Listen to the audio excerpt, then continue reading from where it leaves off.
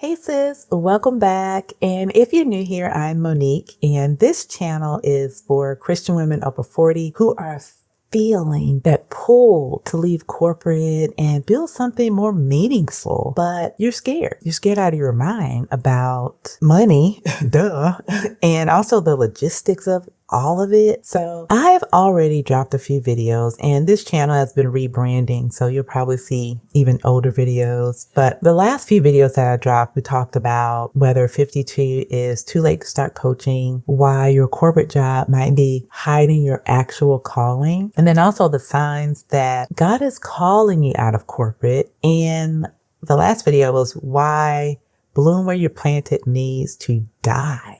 But then I realized, girl, you haven't told your story yet. And so I haven't even told you why I'm even here, why I left corporate after 20 plus years, and why I do what I'm doing now since I'm back on YouTube and I'm back to podcasting. And shout out to the Launch Your Coaching Ministry podcast listeners. I thought it was time to pull back the curtain a bit and, let you see the real reason why I'm sitting here talking to you today. So listen, grab your coffee, your iced coffee, get comfy, and let me tell you what broke, what shifted, and why I finally said enough, child, and just left corporate behind.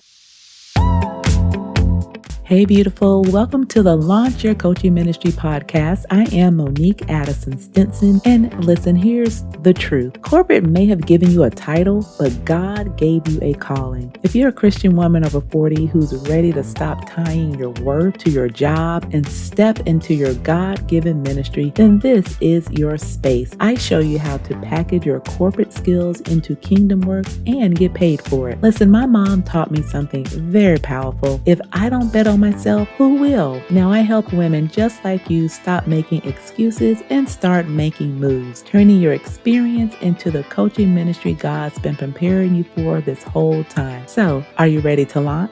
Let's go, sis. So here's the thing that nobody tells you about corporate when you're a woman over 40, especially a Black woman over 40. And that is that the older you get, the more invisible you become. I spent 20 plus years in corporate, 20 plus years, as most of you did. I started in sales, and then I worked my way up to a district sales manager. Then I returned to college to complete my degree in human resources management. And then I began my career in human resources. And for 2 decades, I trained leaders. I trained leaders in sales, and I also trained leaders when I was in human resources. I developed people. I knew how to spot talent, grow teams, and get results. I was good, actually great at what I did. But somewhere around my late 40s or so, I started noticing something. I'd be in meetings with ideas that would be dismissed until a younger person said the exact same thing I said 5 minutes earlier, and suddenly it was genius. I watch promotions go to people with half my experience and twice the political game playing skills, if you know what I mean. And honey, I refuse to play those games. I wasn't about to become someone I wasn't just to be seen in corporate. But that meant I got overlooked, I got ignored, I got passed over. Now, I was making good money, and don't get me wrong, the money was great. But I knew I wasn't being paid my worth, right? It was good money, but I could have been paid more. And I knew there was a ceiling that had nothing to do with my competence and everything to do with, and I kept thinking, is this it? Is this what the next 10, 15 years look like for me? Shrinking myself, being grateful for scraps, waiting for someone else to decide my value. And that realization broke something in me.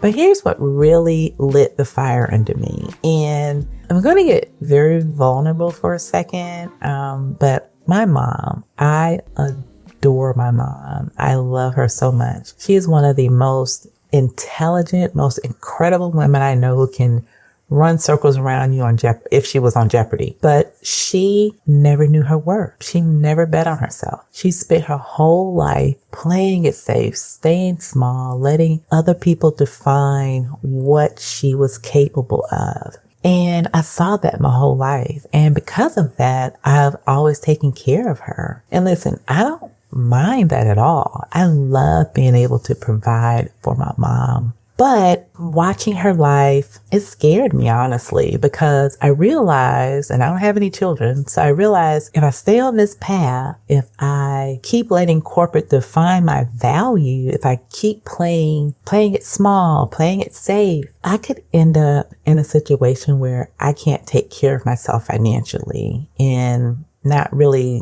loving my life so much, where I'm dependent on someone else basically to survive. And sis, that terrified me more than quitting my job ever could. I looked at my mom and I saw what happens when you don't bet on yourself, when you don't step into what you're capable of, when you let fear keep you stuck. And I made a decision. That wasn't going to be my story. I wasn't going to do that. I was not going to get to 65 and 70 years old and have regrets about what I didn't try, about the women I didn't help because I was too scared to step out. So yeah, leaving corporate was about the money because financial security matters, and anyone who tells you it doesn't is lying. But it was also about something deeper. It was about worth, my worth. Knowing it, owning it, and finally betting on myself the way I wish my mom had bet on herself.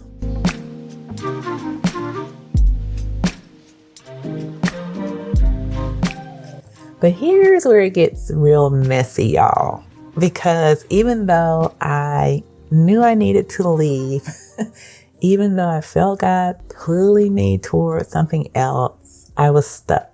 I actually did some coaching here and there, but I was so stuck to go all in. I see these women online building coaching businesses, women helping women, creating impact and income on their own terms. And I think I want to do that. I could do that, actually. I've been training and developing people for over 20 years. But then the questions would flood in, right? How do I even start a coaching business? How do I even do that? What would I even coach people on exactly? Who would hire me? What if I fail and I lose everything I've built? Am I too old for this? They ignore me in corporate. Is this even what God wants? Or am I just running from corporate? I felt completely paralyzed. I had all this experience, all this expertise, all this fire, but I had no clue what the actual steps were to turn that into a business. And that's when I realized if I'm feeling this way, if I'm feeling stuck between the calling I feel I have on my life and the clarity to actually get the thing started, there are probably thousands of other women feeling the exact same thing. Women who know they're meant for more, but don't know how to get there exactly.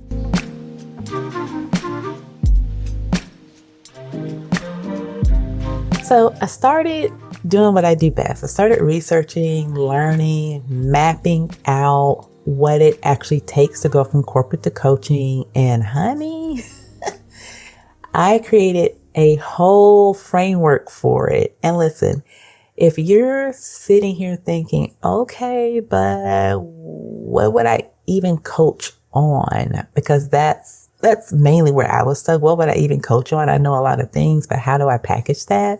What's my thing? I actually created a free quiz it'll help you figure out just that. It's called What Type of Faith-Based Coach Are You Secretly Meant to Be? And I'll drop the link below, but it helps you identify your natural coaching style based on your experience, based on your personality, and what actually lights you up. Because here's the truth. You already have what you need. You already have it. You just need some clarity on how to package it. You need some clarity on exactly what it is and then how to package it. All right. So listen, back to the story, girl. Back to the story.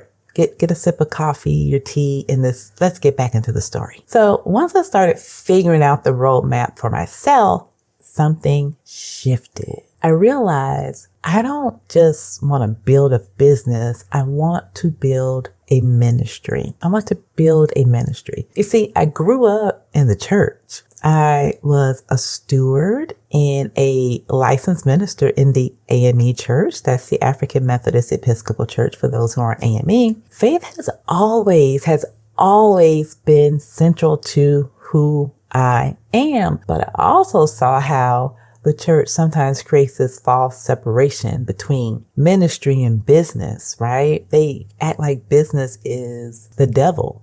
Like you're either serving God in church or you're out here chasing money in the world. And sis, that's a lie. That is a lie. Your business can be your ministry, right? Coaching women, helping them step into their purpose, showing them how to build something that provides for their families and also aligns with their faith. That is kingdom work, in my opinion. So I decided I'm going to help women like me, women over 40, women with decades of experience, women who feel overlooked and undervalued, figure out how to turn what they already know into paid coaching, not by becoming some cringy internet guru, not by doing the, hey, hun, MLM nonsense, but by building something real, something sustainable, something that honors God and pays the bills, because both of those things can be true at the same time.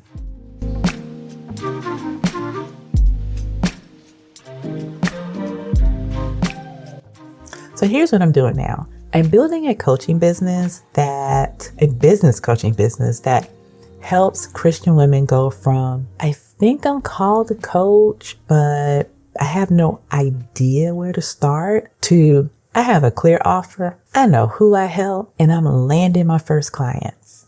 I'm teaching the practical stuff, how to package your skills, how to price your offers, how to find clients without the social media overwhelm, the basics. But I'm also teaching the faith stuff, how to trust God with your transition, how to build a business that's actually ministry, how to handle fear and doubt that comes up when you actually step out in faith. We don't like to talk about it in church. We like to say step out in faith, but there's a lot of fear that comes in stepping out in faith. We're going to talk about that. I teach that. I coach on that because listen, you need both. You need both. You need the strategy and you need the spiritual foundation. And I decided that I'm just going to document my whole journey here on YouTube since I'm back and on my podcast, Launch Your Coaching Ministry, because I want you to see the real, the messy, the scary, the beautiful process of building something from scratch in your 40s, in your 50s, in your 60s, whatever age you are. I'm not going to stand here and tell you I've got it all figured out, because I feel like that's what I was doing in my other videos. I was like, girl, they need to hear the whole story. I'm not going to show you fake income screenshots or promise you 6 figures in 6 months. No, no, we're not doing that. What I will show you is what it looks like to do this real, to build slow and sustainable, to trust God and use your brain, to honor your family and build a business.